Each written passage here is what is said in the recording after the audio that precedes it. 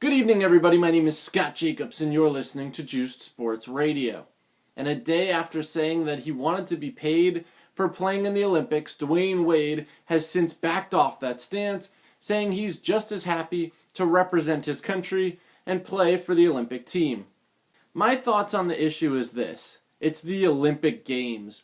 You are representing your country. You do not need to get paid for it. This is the type of thing that snowboarders and skiers and all different athletes, whether they're in the Winter Olympics, whether they're a gymnast, whether they're an archer, whether they're a wrestler, whether they're a baseball player, there are people who grow up and dream of representing their countries in the Olympics. And I feel like in the U.S., for some of these spoiled rich athletes, and don't get me wrong, I really like Dwyane Wade. He's one of the first NBA jerseys I've purchased. I feel like these guys are a little out of touch with things.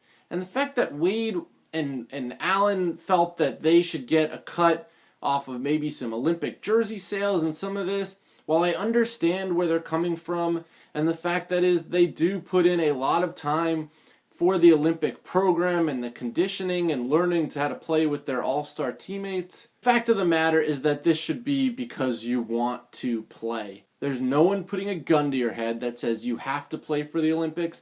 There's no one that says you have to go away from your family for a few more months after a long, tedious NBA season, especially one as compact as this 66-game season, and we've seen some pretty bad games because of the condensed season. Players clearly are tired, and it'll be interesting to see how the NBA playoffs shape out once we have a little bit of a normalcy back in the game.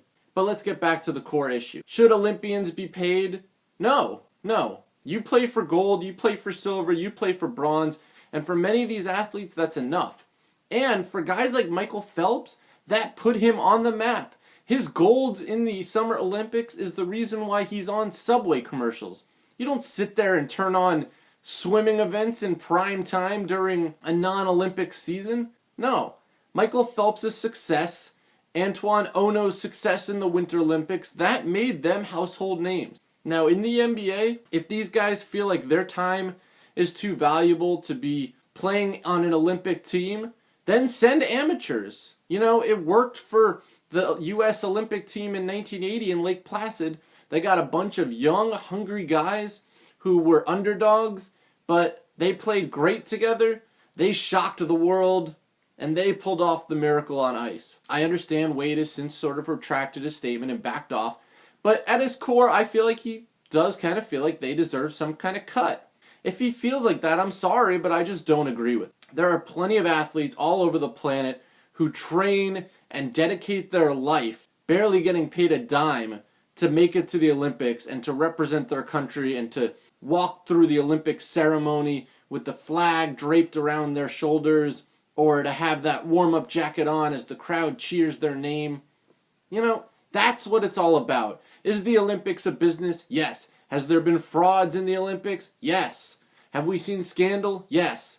But at the end of the day, at its core, the Olympics is supposed to epitomize what is good in sports, the idea of straight-out competition. You shouldn't have to receive a cut of jersey sales to make this worth your while. I know Dwyane Wade has participated on the team a few years now. In 2004, he was part of the bronze medal team, and in 2008, the team that won gold. When the NBA players come together and they play well in the Olympic stage, it is exciting to watch. But if they don't want to be there, if their feeling is that they should get paid for their time and that the NBA season is long enough, then I suggest that they bring in college guys or guys who want to be there, because there has to be plenty of guys who would kill to represent the U.S. on a global stage. If you don't want to be a part of it, then that's your choice. In my opinion, it is a privilege, not a right, to represent the U.S. or any country for that matter in the Olympics.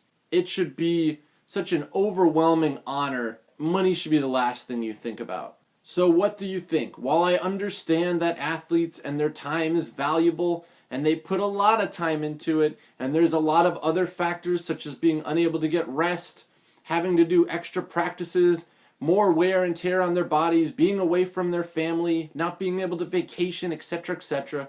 But this is what you do as an athlete if you want to be on the world's biggest stage. My name is Scott Jacobs. Should Olympians be paid?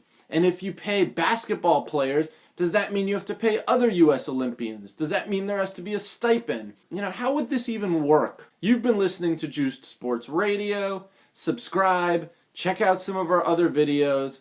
NBA player Olympians, if you want to get paid, you don't have to play. Good night, everybody.